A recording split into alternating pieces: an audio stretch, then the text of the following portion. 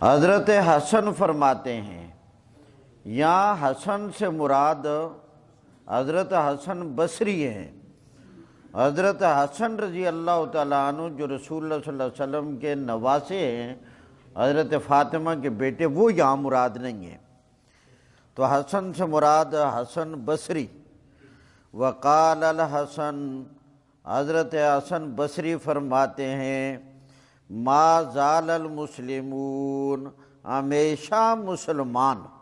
ما زال کا معنی ہمیشہ، چونکہ زالہ بھی نفی پر دلالت کرتا ہے، نفی کے لیے ہے، اور ما بھی نفی کے لیے ہے، تو دو نفی جمع ہو گئیں۔ جب نفی پر نفی داخل ہو جائے تو معنی مثبت ہوتا ہے، اس بات والا، اس لیے معنی ہو گیا ہمیشہ۔ وقال الحسن، حضرت حسن بصری نے فرمایا، ما زال المسلمون، ہمیشہ مسلمان، یصلون، کیا معنی ہوگا؟ نماز پڑھتے تھے۔ اب تو آپ کو آ گیا، یصلون، نماز پڑھتے تھے، فی جراحاتہم، اپنے زخموں میں، یعنی زخم ہوتے تھے اور ان زخموں کے اوپر پٹی ہوتی تھی، اور اس پٹی کے اوپر مسح کر کے وہ نماز پڑھ لیتے تھے۔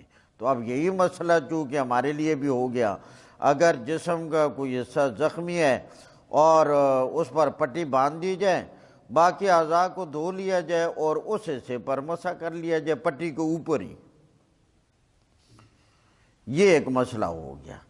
اس کے بعد ایک اور مسئلہ ہے، اس کو بھی بڑی توجہ سے، وقال طاؤوس و محمد بن علی و عطاء و آل الحجاز لیس فی الدم وضوء۔ یہاں تین نام ذکر کیے گئے ہیں، ایک حضرت طاؤوس کا، دوسرا حضرت محمد بن علی کا، تیسرا حضرت عطاء کا۔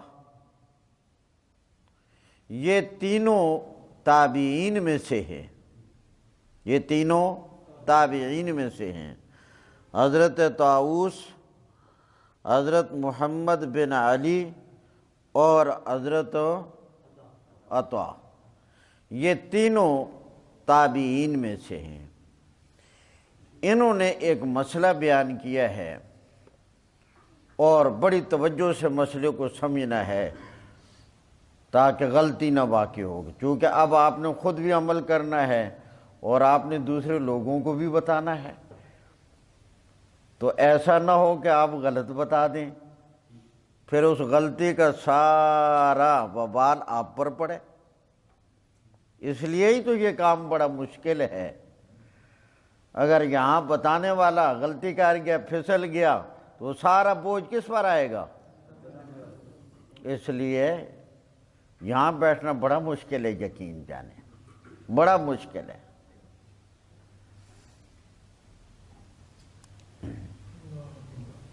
رضوان صاحب آپ پیچھے بیٹھ کے، اچھے اچھے ساتھی پیچھے بیٹھ گئے کہ ذرا الفاظ تاکہ نظر آئے نا، مقصد یہ ہے۔ جی کوئی آگے گنجائے ادھر آ جائے نا شیخ صاحب کے پاس، جس چیز کو بھی آگے مل سکے، ذرا یہ الفاظ بھی نظر آئیں۔ الفاظ کی ایک اپنی برکت ہے، ان کو دیکھنے کی، پیارے پیغمبر کے الفاظ ہیں، تو اس سے زیادہ جو ہے نا ذرا ہائے ہائے، اللہ آپ کی ان کاوشوں کو، اللہ آپ کے آنے کو قبول کرے۔ آپ بہت عظیم کام کر رہے ہیں، بالکل اللہ کی قسم کھا کر کہتا ہوں، بڑا عظیم کام کرتے ہیں۔ اللہ کہ ہاں آپ کا کیا مقام ہوگا۔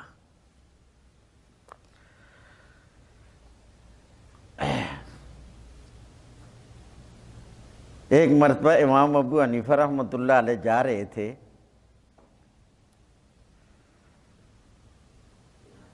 پھسلن تھی راستے میں، تو ایک خاتون سامنے سے آ گئی، معمر تھی، کمزور تھی، تو امام صاحب نے کہا ذرا دھیان سے پھسل نہ جائیں۔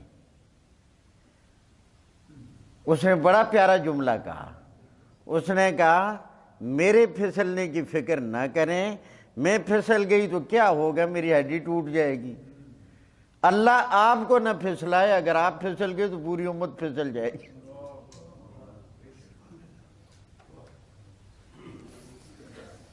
تو خیر یہ تین نام ذکر کیے گئے، حضرت طاؤوس، حضرت محمد بن علی اور حضرت عطا، یہ تینوں بزرگ تابعین میں سے ہیں۔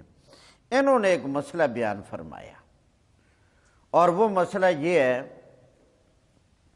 کہ اگر بڑی توجہ، کیونکہ بعض اوقات عبارت میں بڑا اختصار ہوتا ہے، اور جب وہ پوری طریقے سے سمجھا نہ جائے تو مسئلہ کہیں کہ کہیں بن جاتا ہے۔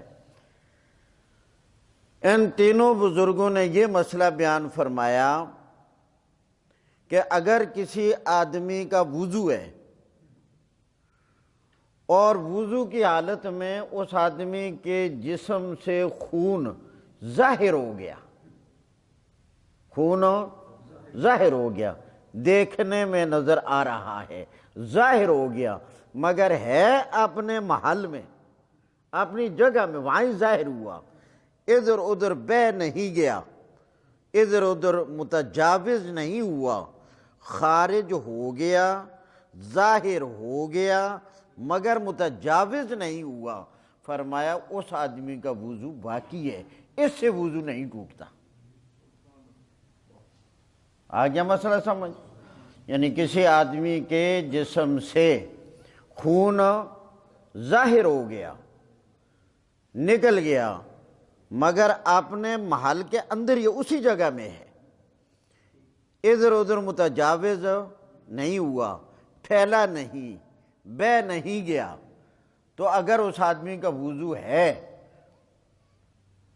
اور وہ اسی وضو کے ساتھ نماز پڑھنا چاہے تو کوئی تردد والی بات نہیں ہے، اس کا وضو باقی ہے، اس سے وضو نہیں ٹوٹتا، وہ نماز پڑھ لے۔ اب اس سے خود ہی معلوم ہو گیا انسان کے جسم سے نکلنے والا خون دو قسم کا ہے، بڑی توجہ۔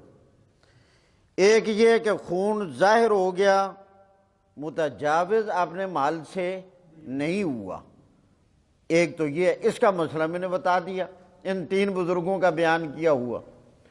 اور دوسری قسم خون کی یہ ہے کہ اپنے محل سے بہہ جائے، جب اپنے محل سے بہہ جائے گا تو پھر وضو ٹوٹ جائے گا۔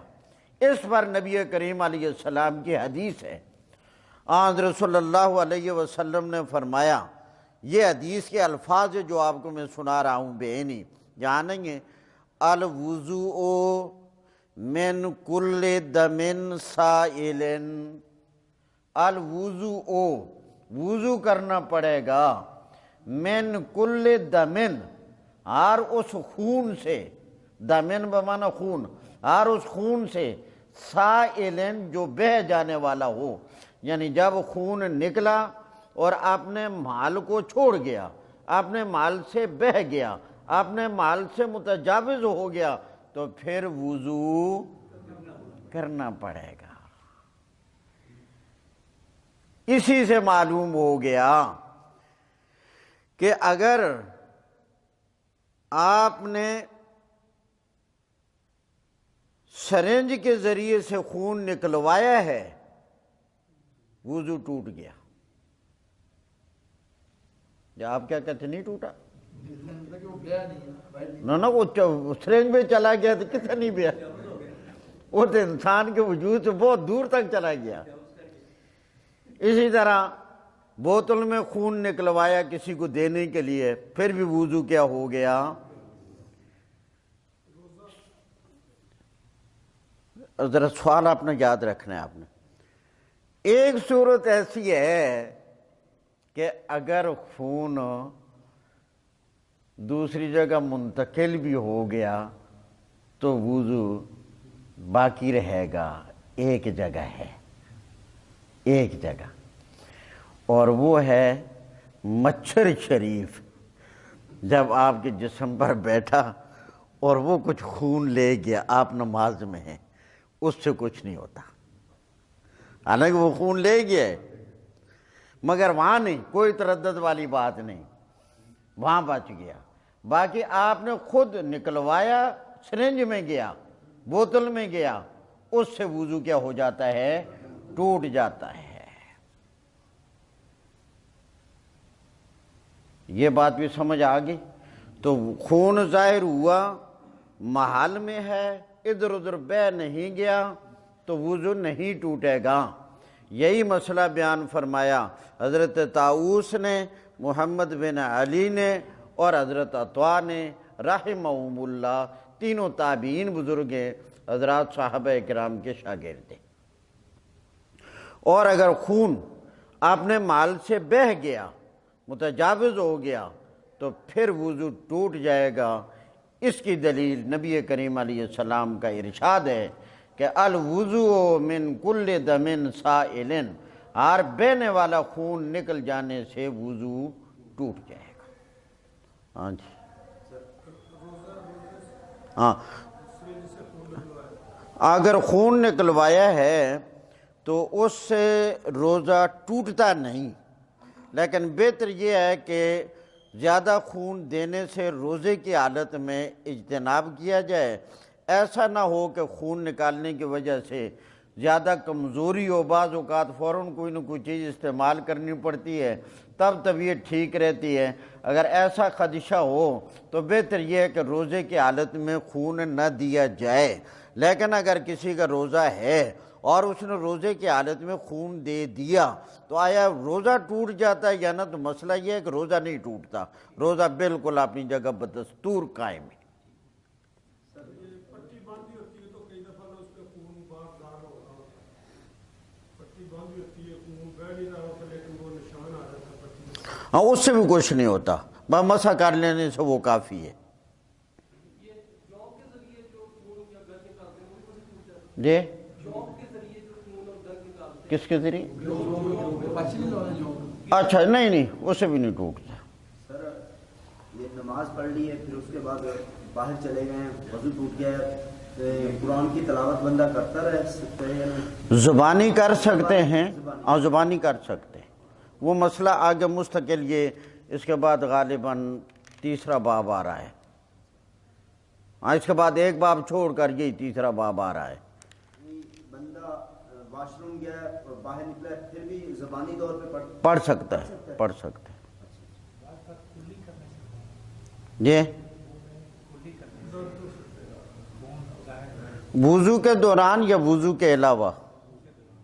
وہ تو آسان بات ہے، جب وضو کے دوران آپ کو محسوس ہوا ہے اس وقت تک کلی کرتے رہیں جب تک خون رک نہیں جاتا۔ ہو گیا؟ جی، ٹوٹ جاتا ہے۔ نبی علیہ السلام کا ارشاد گرامی ہے، من اصابہ قیء او رعاف او مزی او قلس فلینصرف ولیتوضا ثم لیبنی علی صلاتہ ما لم یتکلم۔ اس میں نکسیر کا بھی ذکر ہے، یہ حدیث میں نے آپ کو سنائی ہے، ابن ماجہ شریف میں حدیث ہے۔ تو فرمایا اس آدمی کا وضو ٹوٹ جاتا ہے جس کی نکسیر نکل ہے۔ جی، اس سے بھی وضو ٹوٹ جاتا ہے۔ اب اتنی عبارت کا ترجمہ دیکھیں۔ وقال عطا، حضرت عطا فرماتے ہیں، حضرت طاؤوس، وقال طاؤوس، حضرت طاؤوس فرماتے ہیں، محمد بن علی، اور محمد بن علی فرماتے ہیں، عطا، اور حضرت عطا فرماتے ہیں، آل الحجاز، اور آل حجاز فرماتے ہیں، لیس فی الدم وضوء، خون ظاہر ہو جانے میں وضو نہیں ہے۔ خون آگی بات سمجھ۔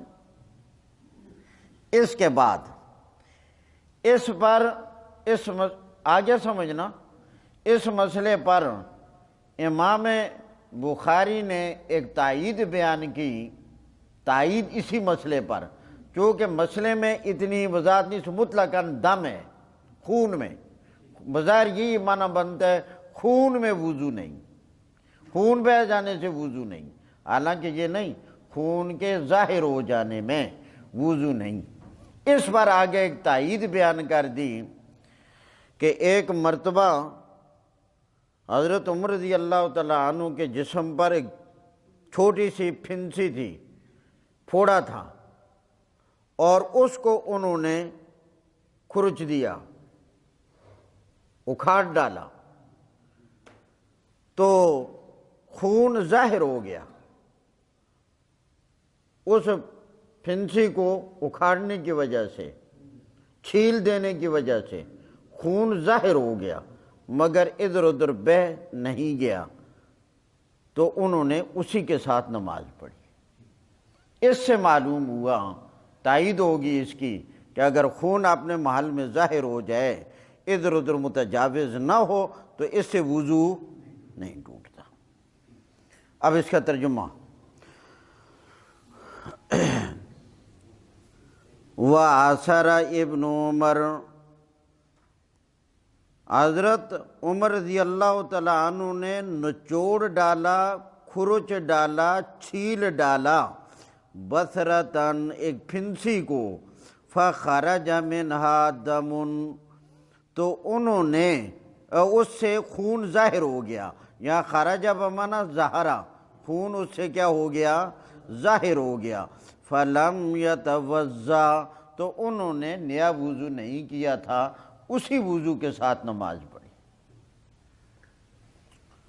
وَعَصَرَ ابن عمر، اور اکھاڑ ڈالا، چھیل ڈالا، نچوڑ دیا، دبا دیا ابن عمر نے، بصرتاً ایک پھنسی کو، فخرج منہا دم، اس سے خون ظاہر ہو گیا، فلم یتوضا، تو انہوں نے نیا وضو نہیں کیا، اسی کے ساتھ نماز پڑھ لی۔ اس کے بعد ایک اور مسئلہ، عبداللہ بن ابی اوفا رضی اللہ، یہ صحابی ہیں، عبداللہ بن ابی اوفا رضی اللہ تعالیٰ عنہ نے ایک مسئلہ بیان فرمایا، گویا وہی ان کے ساتھ پیش آیا۔ مسئلہ یہ ہے، ایک آدمی وضو کی حالت میں ہے اور اس کے منہ سے وہ خون آ گیا، مسوڑوں سے آیا، جیسے بھی ہوا خون آ گیا، اور اس نے تھوکا تو اس میں خون تھا۔ اب دیکھا جائے گا کہ آیا زیادہ تھوک ہے یا زیادہ خون ہے۔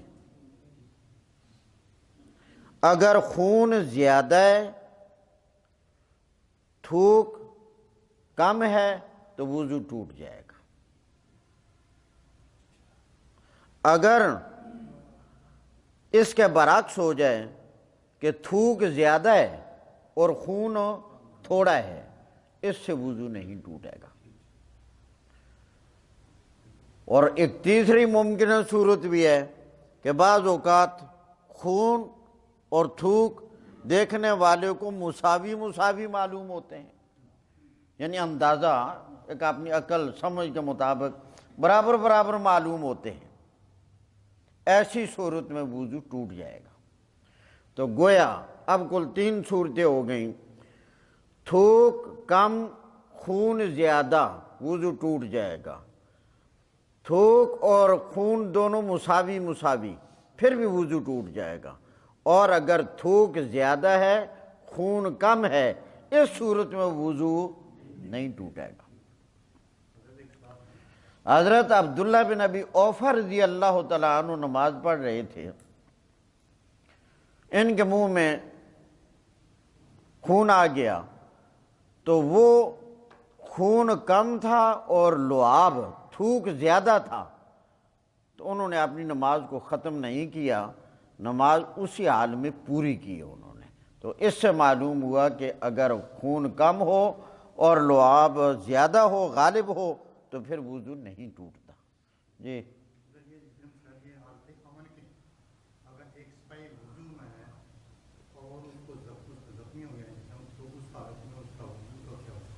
ختم ہو جائے گا وضو۔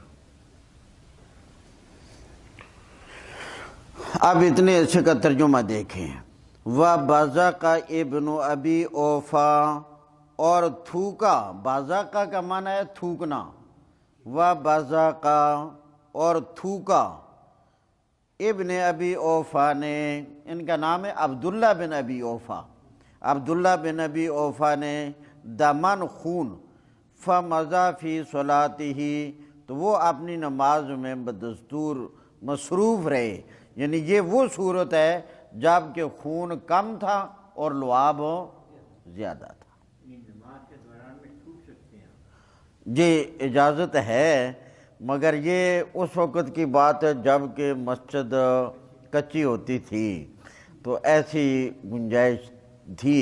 یہ ہمارے زمانے کی جو مساجد ہیں یہاں نہیں، یہاں اگر کسی آدمی کو کوئی ایسا عارضہ پیش آ جائے، ضروری ہو جائے، تو وہ ایک مرتبہ تھوک سکتا ہے، مگر کسی کپڑے میں۔ اس کے بعد وَقَالَ ابْنُ عُمَرَ وَالْحَسَنُ فِي مَنِ احْتَجَمَ لَيْسَ عَلَيْهِ إِلَّا غَسْلُ مَحَاجِمِهِ۔ حضرت عبداللہ بن عمر رضی اللہ تعالیٰ عنہ اور حضرت حسن رضی اللہ تعالیٰ عنہ نے انہوں نے ایک مسئلہ بیان کیا ہے۔ وہ مسئلہ یہ ہے، انہوں نے ایک سوال کے جواب میں گویا یہ مسئلہ بتایا کہ اگر ایک آدمی نے پچھنا لگوایا، ایک آدمی نے پچھنا لگوایا، پچھنا چیرا لگوا کر خون جسم سے نکلوایا، یہ ایک علاج ہے جو آج کل آپ اخباروں میں بعض اوقات اشتہار بھی دیکھتے ہیں کہ حجامے کا علاج۔ تو پچھنا لگوانا یہ بہت ہی اہم علاج ہے اگر کسی کو صحیح آتا ہو۔ احادیث مبارکہ میں اس حجامہ کے علاج کے بارے میں بہت زیادہ فضیلت آئی ہے۔ نبی کریم صلی اللہ علیہ وسلم نے فرمایا، بہترین حکیم وہ ہے جو لوگوں کو حجامہ کا علاج کرے، خون نکالے، ان کی پیٹھ کو ہلکا کرے، ان کی آنکھوں کی بینائی کو تیز کرے اور ان کے بلڈ پریشر کو کم کرے، یعنی اس سے بلڈ پریشر بھی ختم ہو جاتا ہے، اور جسم کے اندر ایک سستی کی جو کیفیت عموماً عادتاً کام کی وجہ سے نا ہر وقت سست رہتا ہو، وہ سستی بھی ختم ہو جاتی ہے، اور بعض اوقات آنکھوں کے آگے جو دھندلا پن آ جاتا ہے وہ بھی ختم ہو جاتا ہے۔ نبی کریم صلی اللہ علیہ وسلم نے فرمایا، جب میں معراج پر گیا، یہ میں علاج تو بتا رہا ہوں لیکن کرنا آپ نے نہیں، کرنا تو وہی جو سیکھے اور ماہر ہو اس بات کو۔ نبی کریم صلی اللہ علیہ وسلم نے فرمایا، جب میں معراج پر گیا تو آسمانوں پر ملائکہ کی جس جماعت کے پاس سے میرا گزر ہوا، ان ملائکہ نے مجھے یہ کہا کہ آپ اپنی امت کو حکم کریں اس بات کا کہ وہ حجامہ کروایا کریں۔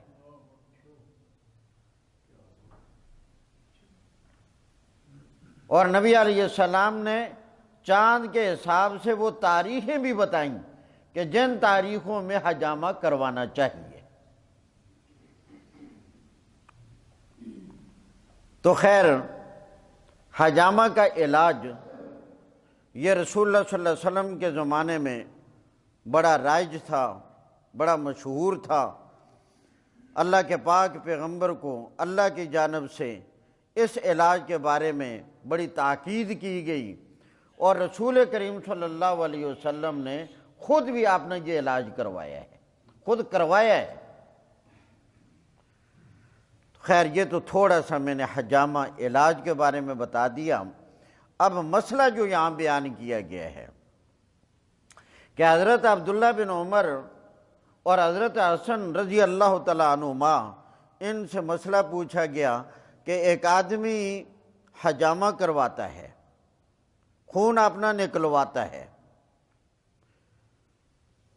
تو کیا اس آدمی پر غسل لازم ہے؟ اس آدمی پر کیا غسل لازم ہے؟ تو انہوں نے فرمایا نہ، غسل لازم نہیں، وضو ٹوٹ جائے گا اور حجامہ والی جگہ کو دھو لیا جائے، وضو ختم، وضو کرنا پڑے گا اگر پہلے تھا، اور حجامہ والی جگہ کو صرف صاف کر لیا جائے اور اس کو دھو لیا جائے، باقی غسل کرنا حجامہ کی وجہ سے یہ لازم نہیں۔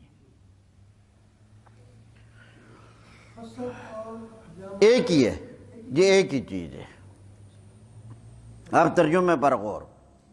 وقال ابن عمر، حضرت عبداللہ بن عمر والحسن، حضرت حسن رضی اللہ تعالیٰ عنہما، ان دونوں نے فرمایا فی من، اس آدمی کے متعلق، احتجم، جس نے پچھنا لگوایا، لیس علیہ، اس پر نہیں ہے کوئی غسل لازم، الا غسل محاجمہ، مگر حجامہ والی جگہ کو دھونا ہوگا۔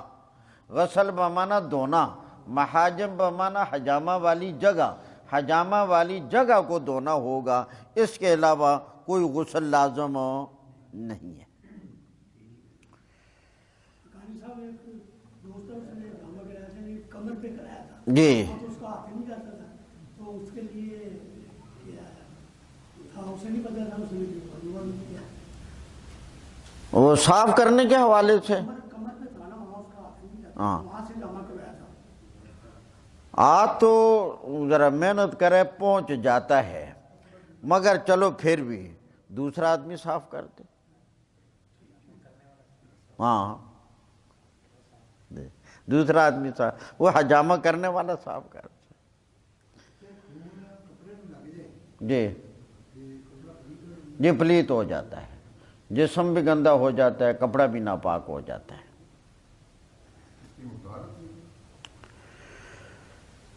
نہیں، یہ تھوڑا بھی ناپاک ہے، نجاست غلیظہ ہے، تھوڑا بھی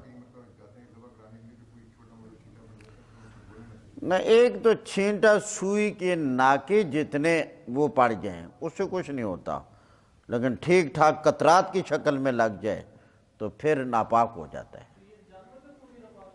جی جانور کا بھی ناپاک ہوتا ہے۔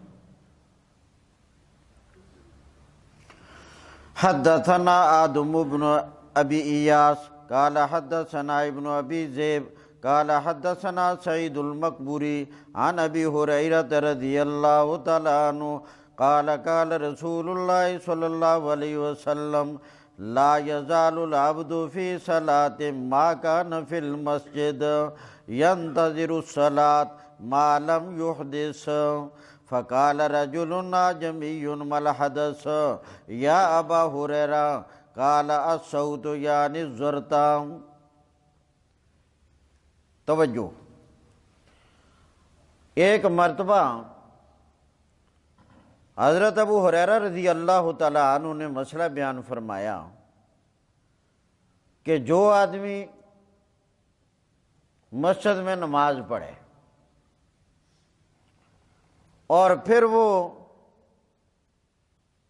مسجد ہی میں اگلے نماز کے انتظار میں بیٹھ جائے یا عبادت میں بیٹھ جائے، ذکر و فکر میں بیٹھ جائے،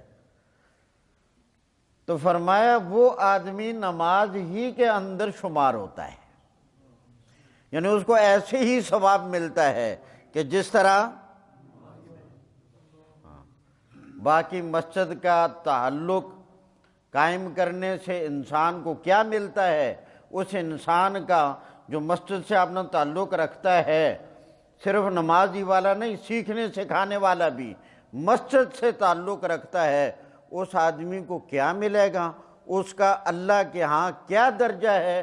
وقت تو اگرچہ قلیل ہوتا ہے، مگر اس کے متعلق انشاءاللہ کل جمعے والے وعظ میں یہی بات بتاؤں گا کہ مسجد کے ساتھ تعلق پر اللہ کیا دیتا ہے۔ کیا ہمارے کاروبار، ہمارے دفتر، ہماری خرید و فروخت، ہماری تجارت یہ ہمارے لیے مسجد آنے کے لیے، نماز کے لیے معنی بن سکتی ہے یا نہیں بن سکتی؟ کل کے جمعہ کے واعظ میں انشاءاللہ یہی مسئلہ عرض کیا جائے گا قرآن مجید کے حوالے سے۔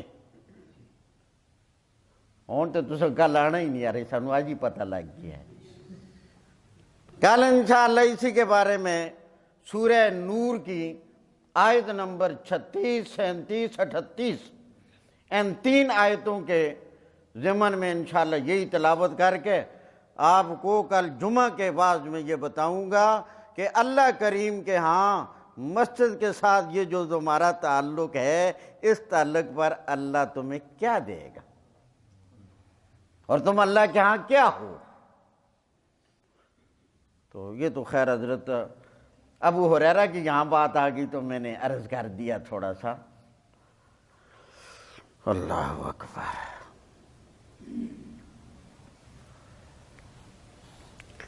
حضرت ابو ہریرہ رضی اللہ تعالیٰ عنہ نے فرمایا کہ ایک آدمی نماز پڑھے، اس کے بعد وہ مسجد ہی میں مصروف رہے، تو فرمایا جتنی دیر وہ مصروف رہے گا وہ ایسے ہی ثواب کے اعتبار سے اللہ کریم کے ہاں ہوگا جیسے نماز پڑھ رہا ہے،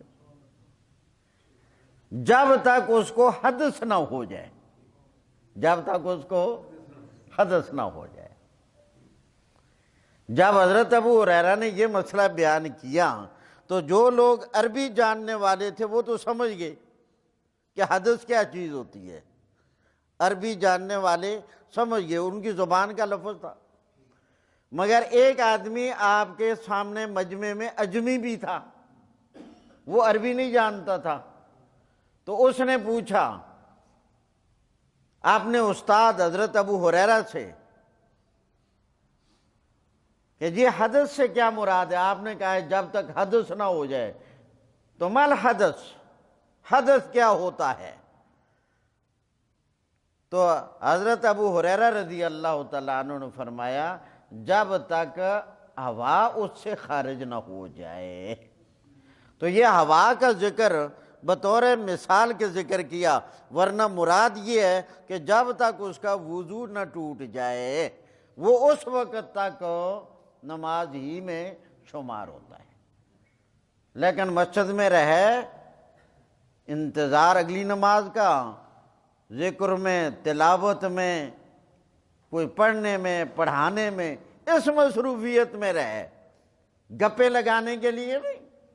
مسجد میں گپے نہیں ہوتی، مسجد میں دنیا کی باتیں نہیں ہوتی۔ آ گیا مسئلہ سمجھ؟ اب ترجمے پر غور۔ اللہ عن ابی ہریرہ قال قال رسول اللہ صلی اللہ علیہ وسلم، ابو ہریرہ رضی اللہ تعالیٰ عنہ نے فرمایا رسول کریم صلی اللہ علیہ وسلم نے فرمایا لا یزال العبد فی صلاۃ، ہمیشہ بندہ نماز میں شمار ہوتا ہے، ہمیشہ بندہ لا یزال، وہاں بھی لا نفی کے لیے، یزال بھی نفی کے لیے، نفی پر نفی فائدہ اس بات، لا یزال ہمیشہ، العبد بندہ، فی صلاۃ نماز میں شمار ہوتا ہے، ما کان فی المسجد جب تک وہ مسجد میں رہے، ینتظر الصلاۃ وہ نماز کا انتظار کرے، ما لم یحدث جب تک بے وضو نہ ہو، جب تک حدث نہ ہو جائے، جب تک، یہاں ما بمانا ما دام، جب تک، یہاں ما کا معنی ہوگا جب تک، ما جب تک لم یحدث بے وضو نہ ہو جائے۔ فقال رجل اعجمی، ایک اجمی مرد نے سوال کیا، رجل کا کیا معنی ہے؟ آدمی، تو اعجمی کا معنی کیا ہے؟ اجمی، یعنی جو عربی نہ ہو۔ فقال رجل، سوال کیا، کہا ایک آدمی اجمی نے، مل حدث یا ابا ہریرہ، اے ابو ہریرہ حدث کیا ہوتا ہے؟ ابو ہریرہ حدث کیا چیز ہے؟ قال، حضرت ابو ہریرہ نے بیان فرمایا الصوت یعنی زرتتا، یعنی وہ ہوا، اس کا معنی لفظی، وہ ہوا جو ماں آواز ہو، سمجھ آ گئی کہ نا، وہ آواز پنجابی میں ترجمہ کر لے ہو، سمجھ آ گیا ہے نا۔ حدثنا ابو الولید، تو اب اس سے یہ اندازہ لگاؤ نا کہ مسجد کے اندر دیکھو انتظار میں رہنا، کتنا اللہ کریم نے کرم کیا کہ بندہ ویسے بیٹھا ہے مگر وہ کس میں شمار ہو رہا ہے۔ حدثنا ابو الولید، امام بخاری فرماتے ہیں ہمیں بیان کیا ابو الولید نے، قال حدثنا ابن عیینہ، وہ فرماتے ہیں ہمیں بیان کیا ہمارے استاد سفیان بن عیینہ نے، وہ نقل کرتے ہیں زہری سے، وہ نقل کرتے ہیں عباد بن تمیم سے، وہ نقل کرتے ہیں اپنے چچا سے، اور وہ نقل کرتے ہیں رسول کریم صلی اللہ علیہ وسلم سے۔ اس حدیث میں جو مسئلہ بیان کیا گیا ہے وہ پہلے بھی گزر چکا ہے، مگر دوبارہ یہاں بھی اس باب کے تحت یہ حدیث آ گئی۔ اس کا مطلب یہ ہے کہ اگر کوئی آدمی باوضو ہے، چاہے وہ نماز میں ہے چاہے وہ نماز سے باہر ہے، اگر اس کو صرف شک ہو جائے کہ شاید میرا وضو ٹوٹ گیا، شاید، تو شک سے وضو نہیں ٹوٹتا، شک سے وضو جب تک کہ اس کو وضو ٹوٹ جانے کا یقین نہ ہو، اور خصوصاً نماز کے اندر، اگر نماز کے اندر آدمی کو کوئی اس طرح کا شک آ جائے کہ شاید میرا وضو ٹوٹ گیا، تو کہ اللہ کے نبی نے کوئی گوشہ چھوڑا تو نہیں، ایک شیطان ہے، اور وہ یعنی ایک شیطان سے مراد ہے شیطان کی ایک قسم، گروپ ہوتے ہیں نا، ان کا شیطان نے گروپ پوری کی ڈیوٹی لگائی ہوتی ہے کہ جب کوئی بندہ نماز پڑھے نا تو تم نے اس کی نماز خراب کرنی ہے۔ اب وہ اپنا کام کرتے ہیں، اور وہ آ کر جو کام خراب نماز میں کرتے ہیں اس کی ایک صورت یہ ہوتی ہے، بندے کے ذہن میں ڈال دیتے وضو ہی تیرا گیا، وضو تو کیا۔ تو اللہ کے نبی نے فرمایا یہ اس شیطان کی دخل کاری ہے، اس کے کہنے پر آپ نے نماز نہیں چھوڑنی جب تک آپ کو یقین نہ ہو جائے، کیونکہ جب یقین ہوگا پھر آپ نماز چھوڑیں گے تو آپ نے اللہ اور اللہ کے نبی کا حکم مانا، اور اگر آپ کو محض شک پڑ گیا ہے اور شک پر تم نے نماز چھوڑ دی پھر تم نے شیطان کی بات مان لی، تو اس کی جب بات مان لی تو وہ پھر آگے سے آگے ہوتا ہے، کل کو اور وسوسہ ڈالے گا، پھر اور ڈالے گا، کرتے کرتے تم ایسے وسوسے میں مبتلا ہو جاؤ گے کہ وہاں ٹوٹیوں پر بیٹھ کر وضو پہ وضو کر رہے ہوگے، خیال ہوگا ابھی پاک نہیں ہوا، پھر شروع کر دو گے، پھر اور وضو پر وضو، وضو پر وضو، اور پھر اسی پر اکتفا نہیں، کرتے کرتے سیب لے آئے ہو اس کو دھو گے، اور اگرچہ چھیل کر کھانا ہے، اور صرف دھونے پر اکتفا نہیں، پھر یہ اور آگے بڑھ جائے گا، پھر صابن لے کر اس کو صابن لگاؤ گے۔ میں نے ایک آدمی کو خود اپنی آنکھوں سے سیب کو صابن لگا کر دھوتے ہوئے دیکھا ہے۔ یہ اس شیطان کی دخل کاری ہوتی ہے، تو اس لیے اللہ کے پاک پیغمبر نے ہمیں بالکل واضح کر دیا کہ ٹھیک ٹھاک رہنا ہے۔ اگر تمہیں شک پڑ جائے کہ میرا وضو گیا، شک کی بنیاد پر کوئی نہیں گیا وضو، وہی وضو ہے، پکا ہے، ہاں تمہیں خود یقین ہو جائے۔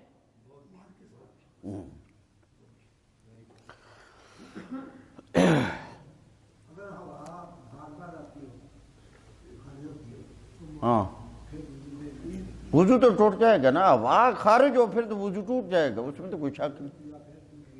ہاں تو پھر کرے ہاں البتہ اگر ایسی صورت ہو، اس کو کہتے استطلاق بطن، پیٹ کا کھل جانا، ہوا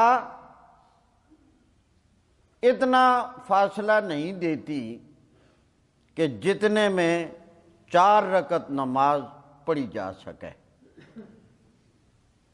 ایسی صورتحال بن گئی ہے۔ تو پھر مسئلہ یہ ہے ہر نماز کے لیے وضو کر لیا جائے، پھر نماز پڑھے، بے شک جو کچھ ہوتا ہے ہوتا رہے۔ آئی بات سمجھ؟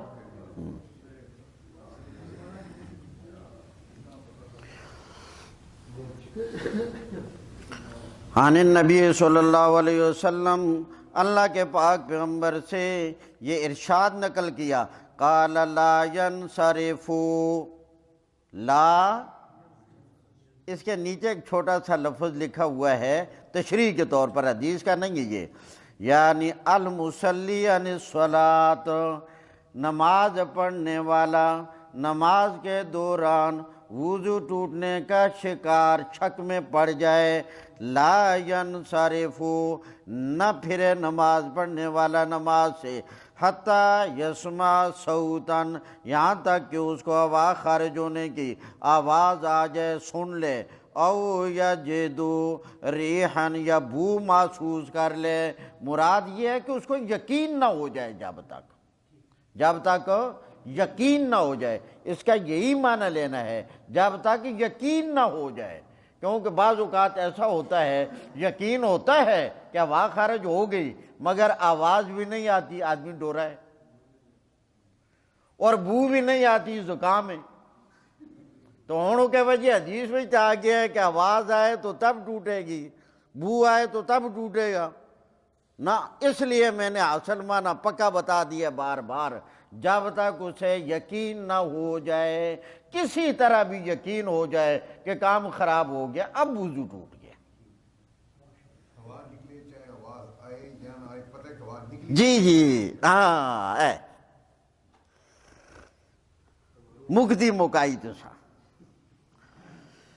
حدثنا قتیبہ، امام بخاری فرماتے ہیں ہمیں حدیث بیان کی قتیبہ نے، قال، وہ فرماتے ہیں ہمیں بیان کیا جریر نے، وہ نقل کرتے ہیں اپنے استاد اعمش سے، وہ نقل کرتے ہیں منذر ابی یعلا سوری سے، وہ نقل کرتے ہیں محمد بن حنفیہ سے، قال، محمد بن حنفیہ فرماتے ہیں، قال علی رضی اللہ تعالیٰ عنہ، کنت رجلا مزاعا فاستحییت ان اسأل رسول اللہ صلی اللہ علیہ وسلم فامرت المقداد بن الاسود فسألہ فقال فی الوضوء۔ پہلے مسئلہ سمجھے پھر ترجمہ۔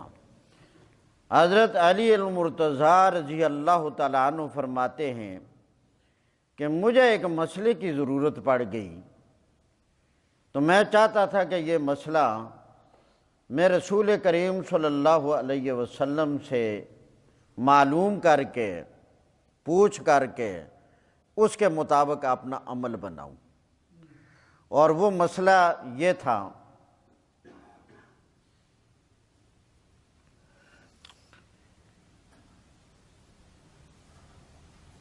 کہ بعض اوقات، یہ پوری ذرا تفصیل بتا دیتا ہوں، کچھ اشارے کنائے بھی استعمال ہوں گے، بڑی توجہ کے ساتھ، کوئی بات سمجھ نہ آئے تو پوچھی جا سکتی ہے، کیونکہ اللہ کے نبی نے جو بیان فرمائی ہے تو وہ ہمارے عمل کے لیے بتائیے۔ انسان کے شرمگاہ سے 4 قسم کی چیزیں خارج ہوتی ہیں۔ کتنی؟ 4۔ نمبر 1 پیشاب، نمبر 2 ودی، ودی، وا دال یہ ودی، نمبر 3 مزی، نمبر 4 منی۔ انسان کی شرمگاہ سے، قبل سے کتنی چیزیں عموماً خارج ہوتی ہیں؟ 4۔ پیشاب، ودی اور مزی اور منی۔ پیشاب تو ظاہر ہے پیشاب، اور ودی سے مراد یہ ہے کہ بعض اوقات انسان جب پیشاب چھوٹا کرنے لگتا ہے تو پیشاب سے پہلے یا پیشاب کرنے کے آخر میں کوئی 2-3 ایک آدھ قطرہ سفید رنگ کا منی کی طرح وہ خارج ہو جاتا ہے، پیشاب سے پہلے یا پیشاب کے آخر میں۔ اور بعض اوقات ایسا بھی ہوتا ہے کہ یہ قطرات کسی وزنی اور بوجھل چیز کو اٹھانے کی وجہ سے بھی خارج ہو جاتے ہیں، یہ بھی ودی ہوتا ہے۔ اور بعض اوقات انسان کسی بلند جگہ سے نیچے زور سے چھلانگ لگائے تو اس چھلانگ سے بھی خارج ہو جاتے ہیں۔ تو یہ سب صورتوں میں جو قطرات وہ سفید رنگ کے انسان کے شرمگاہ سے خارج ہو جائیں، ان کو کہا جاتا ہے ودی۔ آ گیا سمجھ؟ تیسری چیز ہے مزی۔ یہ عموماً انسان جب اپنی زوجہ کے پاس ہو تو تھوڑا وہاں تصورات سے یا تھوڑا یعنی لائب وغیرہ سے، مس وغیرہ سے، مس بالید وغیرہ سے انسان کو گویا اس دوران کوئی 1-2 قطرے کچھ رطوبت سی چکناٹ والی وہ خارج ہو جاتی ہے، اس کو کہا جاتا ہے مزی۔ اور منی جو ہے وہ ظاہر ہے کہ انسان کو اپنی زوجہ کے پاس گویا ملاپ سے جو خارج ہوتا ہے اس کو منی کہا جاتا ہے، یا خواب میں احتلام کی شکل میں خارج ہو جائے تو وہ بھی منی ہوتی ہے۔ اب چونکہ یہ ساری صورتیں حدث کی ہیں تو آیا ان میں وضو ہوگا یا ان میں غسل ہوگا، اس کے متعلق مسئلہ سمجھیں کہ پیشاب والی صورت میں تو بالکل ظاہر ہے وضو ہوگا، غسل نہیں ہوتا۔ اور جو دوسری چیز ہے ودی، ودی کے اندر بھی وضو ہی ہوگا، غسل لازم نہیں ہوتا۔ اگر ایسے قطرات ہوں، پیشاب کے آخر میں آگے بیماری ہوتی ہے، بیماری سے آ جاتے ہیں اور بالکل سفید ہوتے ہیں منی کی طرح، یا وہ جتنی صورتیں میں نے ودی کے خارج ہونے کی بتائی ہیں ان میں سے کوئی بھی ہو تو وہ ودی ہوتی ہے، اس سے وضو واجب ہوتا ہے، غسل واجب نہیں ہوتا۔ ہاں البتہ اگر کپڑے کے ساتھ وہ قطرات لگ جائیں وہ کپڑا پلیت ہو جائے گا، جہاں لگے اتنا حصہ دھو کر ہی پھر آپ نماز پڑھ سکیں گے۔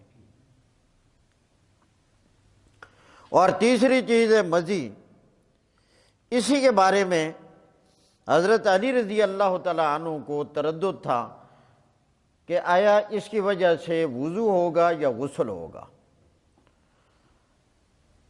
حضرت علی المرتضیٰ رضی اللہ تعالیٰ عنہ رسول کریم صلی اللہ علیہ وسلم کے داماد تھے، اور حیا اور شرم ان جیسی چیزوں میں وہ انسان کا ایک زیور ہے، ایک زینت ہے، وقار ہے۔ تو مناسب نہ سمجھا کہ میں خود، چونکہ زوجہ کے ساتھ مس بالید وغیرہ کی صورت ہی میں ایسا ہوتا ہے، تو اب انسان اپنی زوجہ کے والد سے ہی وہ مسئلہ پوچھے تو ذرا حیا اور شرم وہ معنی ہوتا ہے۔ تو حضرت علی المرتضیٰ رضی اللہ تعالیٰ عنہ کو اس مسئلہ کی ضرورت تھی، تو انہوں نے اپنے ساتھی حضرت مقداد بن اسود رضی اللہ تعالیٰ عنہ کو کہا کہ آپ ایسا کریں کہ یہ مسئلہ مجھے رسول کریم صلی اللہ علیہ وسلم سے معلوم کر کے بتائیں۔ اور یہ حضرت علی رضی اللہ تعالیٰ عنہ کی تو ایک اپنی ضرورت تھی، مگر قربان جائیں کہ حضرت علی رضی اللہ تعالیٰ عنہ کے اس عمل کو میرے رب نے قیامت تک کے لیے قانون بنا دیا۔ اور وہ قانون یہ ہے کہ حجاب والے حیا والے مسائل میں حیا بھی بروئے کار لایا جائے جس طرح حضرت علی نے لایا تھا، اور حیا ایسا نہیں ہونا چاہیے کہ آدمی مسئلہ ہی معلوم نہ کرے، اس کا بھی حل نکالا جائے جیسے حضرت علی نے نکالا تھا۔ حیا بھی کیا جائے، مسئلہ بھی معلوم کیا جائے۔ تو حضرت علی المرتضیٰ رضی اللہ تعالیٰ عنہ نے حضرت مقداد رضی اللہ تعالیٰ عنہ کو کہا آپ یہ مسئلہ براہ راست رسول اللہ سے مجھے پوچھ کر بتائیں، اگر کسی آدمی کی اس طرح کی صورت ہو تو کیا اس میں غسل واجب ہے یا نہ؟ حضرت مقداد بن اسود نے نبی کریم علیہ السلام سے یہ مسئلہ پوچھا تو اللہ کے نبی نے ارشاد فرمایا اس میں غسل واجب نہیں ہے، صرف وضو ہوتا ہے۔ آئی بات سمجھ؟ اس میں صرف وضو ہوتا ہے، غسل نہیں ہوتا۔ اور جو چوتھی چیز ہے منی، وہ تو ظاہر ہے کہ اس صورت میں غسل ضروری ہوتا ہے، غسل فرض ہوتا ہے۔ قال علی، حضرت علی المرتضیٰ رضی اللہ تعالیٰ عنہ ارشاد فرماتے ہیں کنت رجلا مزاء، میں ایک ایسا آدمی تھا کہ مجھے مزی کی شکایت بکثرت تھی، فاستحییت، مجھے شرم آیا، میں نے شرم محسوس کیا، ان اسأل رسول اللہ صلی اللہ علیہ وسلم، کہ میں براہ راست بلا واسطہ نبی کریم صلی اللہ علیہ وسلم سے مسئلہ پوچھوں۔ فَأَمَرْتُ الْمِقْدَادَ بْنَ الْأَسْوَدَ، میں نے حکم دے دیا اپنے ساتھی حضرت مقداد بن اسود کو، فَسَأَلَهُ، حضرت مقداد نے رسول اللہ سے مسئلہ پوچھا، فَقَالَ، تو نبی کریم علیہ السلام نے ارشاد فرمایا فی الوضوء، اس میں وضو لازم ہوگا، اس میں وضو لازم۔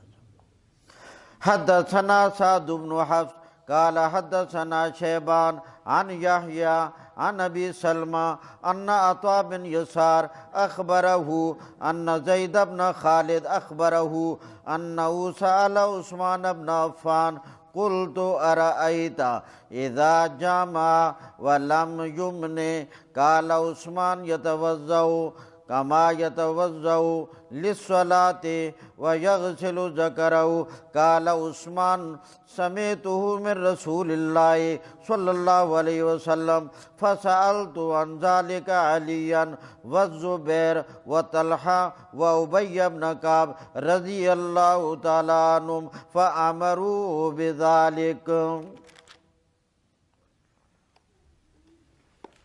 بڑی توجہ کے ساتھ پہلے مسئلہ سمجھیں پھر ترجمہ کرتا ہوں۔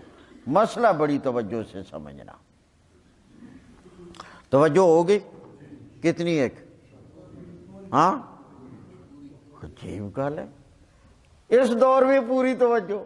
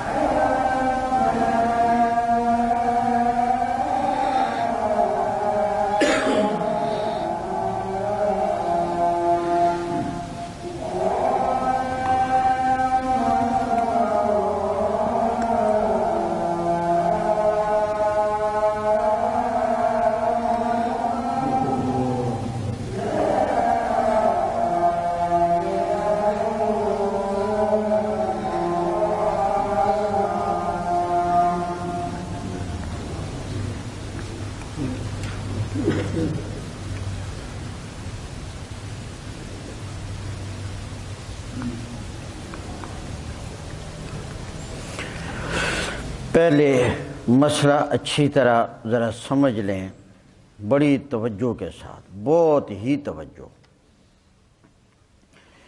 ابتدائی اسلام میں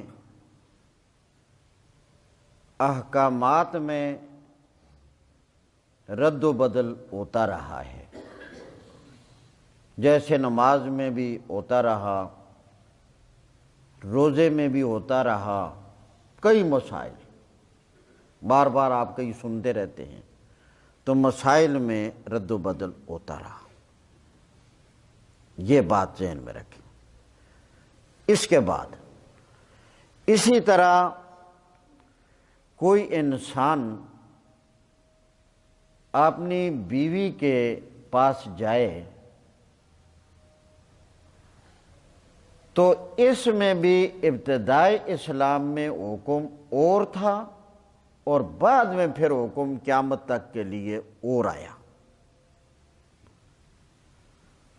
اس میں بڑی حکمتیں ہیں اس رد و بدل میں، کہ اللہ تبارک و تعالیٰ نے ایک تربیت کا انداز اور حکمت کے ساتھ یہ ایک سلسلہ جاری کیا تھا۔ اس کی حکمتیں جب انسان معلوم کرے تو فی الواقع عقل حشش کر جاتی ہے، کیا ہی میرے رب کی تربیت ہے۔ تو کوئی آدمی اپنی بیوی کے پاس جائے، ابتدائی اسلام میں یہ حکم تھا، پہلے یہ حکم تھا کہ وہ اپنی بیوی کے پاس گیا، اس کو انزال نہیں ہوا تو وہ غسل اس پر لازم نہیں ہوتا تھا، انزال نہ ہوا، گیا تو غسل لازم نہیں ہوتا تھا، پہلے یہ حکم تھا۔ اگر انزال ہو جاتا تو پھر تو پکی بات ہے غسل، لیکن جب تک انزال نہ ہو اس وقت تک غسل نہیں ہوتا تھا، پہلے یہ حکم تھا۔ مگر اس کے بعد یہ حکم ختم ہو گیا۔ اب کہا جو آدمی اپنی بیوی کے پاس جائے، دونوں شرمگاہوں کا آپس میں ملاپ ہو جائے، چاہے انزال ہو یا نہ ہو، ہر حال میں غسل فرض ہو جائے گا۔ آئی بات سمجھ؟ حضرت عمر رضی اللہ تعالیٰ عنہ کے زمانے میں اس مسئلہ میں صحابہ کرام کا اختلاف ہو گیا، بات چل پڑی۔ کچھ حضرات نے کہا کہ اگر کوئی بیوی کے پاس گیا اور انزال نہ ہوا تو غسل نہیں ہوگا۔ انہوں نے ایک حدیث بیان کی کہ انما الماء من الماء، کہ جس وقت انزال ہوگا تب ماء یعنی پانی استعمال کرنا فرض ہوگا، غسل فرض ہوگا۔ لہٰذا جب ایک آدمی اپنی بیوی کے پاس گیا، انزال نہیں ہوا تو اس پر غسل نہیں ہوگا۔ اور بعض حضرات نے کہا کہ نہیں، غسل اس پر فرض ہو جائے گا۔ حضرت عمر رضی اللہ تعالیٰ عنہ نے ناراضگی کا اظہار کیا، فرمایا عجیب آدمی ہو تم، ان مسائل میں الجھ کر اختلاف کر کے تو مسئلے کی نوعیت کو خراب کر رہے ہو، یہ کوئی لڑائی جھگڑے والی بات نہیں۔ پہلے حکم یہ تھا کہ اگر کوئی ایسا کر لے تو جب تک انزال نہ ہو غسل لازم نہیں ہوگا، مگر بعد میں جو حکم آیا وہ یہ تھا کہ جس وقت آدمی بیوی کے قریب گیا اور دونوں شرمگاہوں کا آپس میں اتصال ہو گیا، انزال ہو یا نہ ہو غسل فرض ہو گیا اس پر۔ چنانچہ پھر اس مسئلہ کی تصدیق کروائی گئی ازواج مطہرات سے، اور انہوں نے اس بات کو ایسے ہی واضح کر کے بتایا جس طرح کہ انہوں نے فرمایا تھا کہ پہلے یہ صورت تھی، مگر بعد میں اللہ کے پیغمبر کا یہی عمل تھا، اور یہی اللہ کے نبی کا حکم پوری امت کے لیے ہے کہ اب جب اتصال ہو گیا تو مطلقاً چاہے انزال ہو یا نہ ہو غسل فرض ہو جائے گا۔ یہ بات سمجھ آ گئی؟ اب ترجمے پر غور۔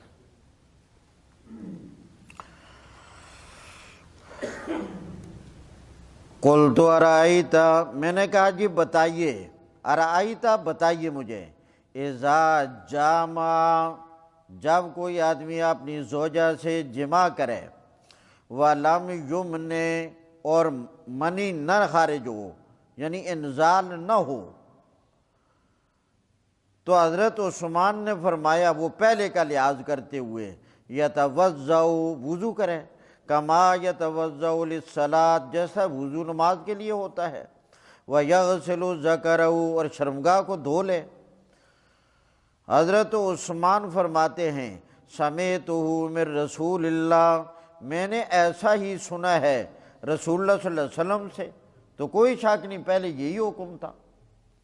مگر اس کے بعد حضرت عثمان ہی فرماتے ہیں یا حضرت زید فرماتے ہیں کہ میں یہ مسئلہ حضرت عثمان سے پوچھنے کے بعد میں اور حضرات کے پاس گیا، وہ یہ ہیں حضرت زید بن خالد فرماتے ہیں، یہ اوپر راوی ہے نا، انہ زید بن خالد، زید بن خالد نے پہلے یہ مسئلہ پوچھا حضرت عثمان سے، تو حضرت عثمان نے وہ پہلے والا مسئلہ بتایا۔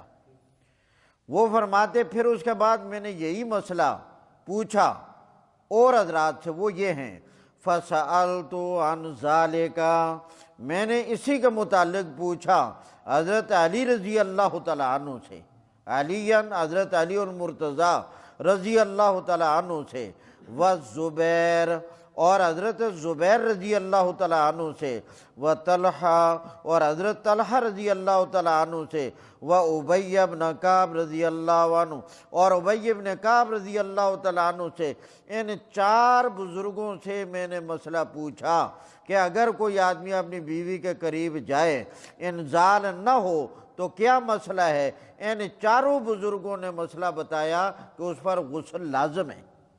فَأَمَرُوهُ بِذَلِكَ، ان چاروں بزرگوں نے حکم دیا غسل کا، کہ غسل اس پر ضروری ہو جائے گا۔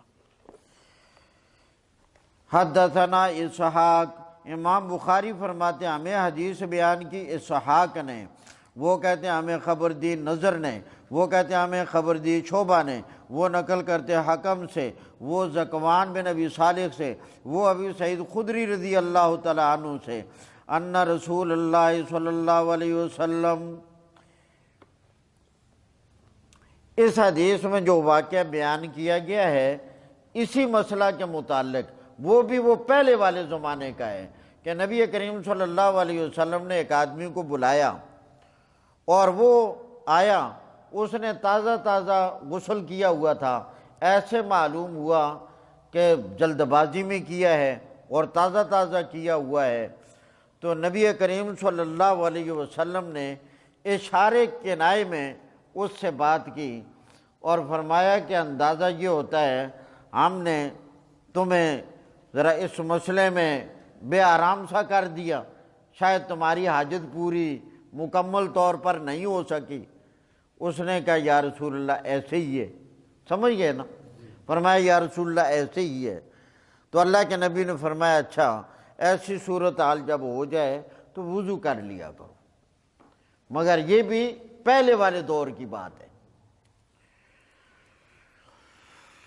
ان رسول اللہ صلی اللہ علیہ وسلم ارسل الی رجل من الانصار، آدمی بھیجا، پیغام بھیجا انصار کے ایک آدمی کی طرف، فجاء، وہ آیا، وراسہ یقطر، اور اس کے سر سے پانی کے قطرات ٹپک رہے تھے، تازہ تازہ غسل کیا ہوا تھا۔ فقال النبی صلی اللہ علیہ وسلم، رسول اللہ صلی اللہ علیہ وسلم نے فرمایا لعلنا اجلناک، شاید ہم نے تجھے جلدی میں ڈال دیا، سمجھ گئے نا۔ فقالا، اس آدمی نے کہا نام جی اللہ کے رسول ایسے ہی ہے۔ فقال رسول اللہ صلی اللہ علیہ وسلم، رسول اللہ صلی اللہ علیہ وسلم نے فرمایا اذا اجلتا، کہ جب جلدی میں مبتلا ہو جاؤ، او کحتا، یا انزال نہ ہو، کحتا سے مراد یعنی قحط کا لفظ استعمال کیا اور اشارہ اور کنایہ ہے، کیونکہ ایسی چیزوں کو اشارے اور کنائے میں ذکر کرنا یہ زیادہ وقار والی بات ہوتی ہے۔ تو اس نے کہا ایسے ہی ہے، فرمایا فَعَلَيْكَ الْوُضُوءُ، پھر وضو آپ نے اوپر لازم پکڑ وضو کر لیا کرو، مگر یہ بھی اسی پہلے زمانے کی بات ہے۔ بعد میں جو آخری حکم ہے، آگے بخاری میں بھی حدیث آئے گی، امام مسلم نے بھی نقل کی ہے، حضرت صلی اللہ علیہ وسلم کا ارشاد ہے، فرمایا جب انسان اپنی زوجہ کے قریب جائے، حدیث کے الفاظ یہ ہیں، اذا جاوز الختان الختان، ختان سے مراد شرمگاہ ہے، اذا جاوز الختان الختان، دو ختان ذکر کیے، تو ایک مرد کی شرمگاہ اور ایک عورت کی، اذا جاوز الختان الختان، جب دونوں شرمگاہیں مل جائیں، اذا جاوز الختان الختان فقد وجب الغسل انزل او لم ينزل، غسل لازم ہو جائے گا چاہے انزال ہو یا نہ ہو۔ اللہ تعالیٰ ہمیں سمجھ نصیب۔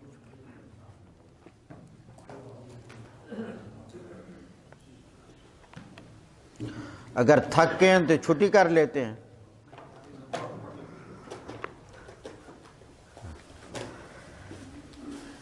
کل شام کو ہوگا درس انشاءاللہ،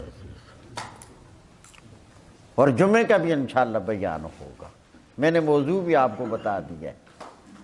الحمدللہ رب العالمین والصلاة والسلام علی سید الانبیاء والمرسلین۔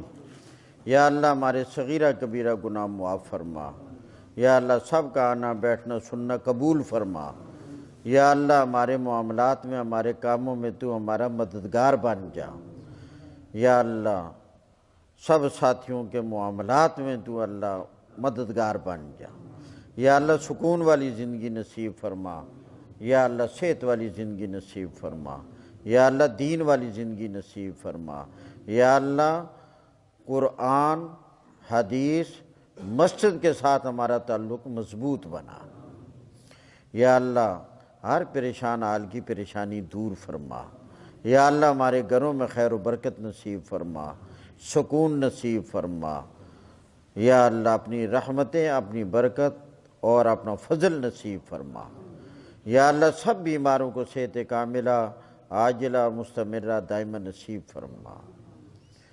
وصلی اللہ تعالی علی خیر خلقہ محمد وعلی آلہ وصحابہ اجمعین برحمتک یا